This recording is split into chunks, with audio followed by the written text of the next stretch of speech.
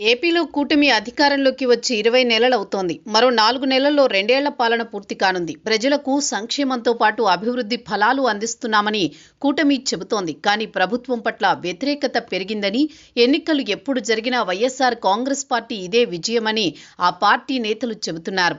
ఇటువంటి తరుణంలో ఏపీలో ప్రజల మూడ్ ఎలా ఉంది అని ఓ సర్వే తేల్చింది. ఎప్పటికప్పుడు ఎన్నికలు జరిగితే ఎవరు గెలుస్తారు అనే దానిపై పార్లమెంటరీ నియోజకవర్గాల వారీగా India Today C Voter survey చేసింది. వాటి ఫలితాలను వెల్లడించింది. అయితే ఈ ఫలితాలు ఆసక్తికరంగా ఉన్నాయి. ఓటు షేర్ ప్రకటించడం విశేషం.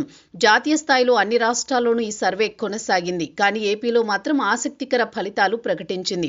ఏపీలో కూటమి అధికారంలోకి వచ్చి ఏడాదిన్నర దాటుతోంది. జూన్ నాటికి 2 ఏళ్లు పూర్తి కానుంది. ఇటువంటి తరుణంలో India Today C Voter mood of the nation పేరుతో ఓ సర్వే నిర్వహించింది.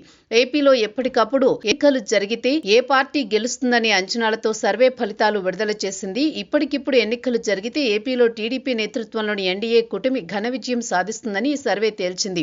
మొన్నటి ఎన్నికల్లో 53% ఓట్లు టీడీపీ దక్కించుకుంది. అయితే మరో 2% ఓట్లు మెరుగుపరుచుకుని 55% ఓట్లు సాధిస్తుందని సర్వే తేల్చడం విశేషం.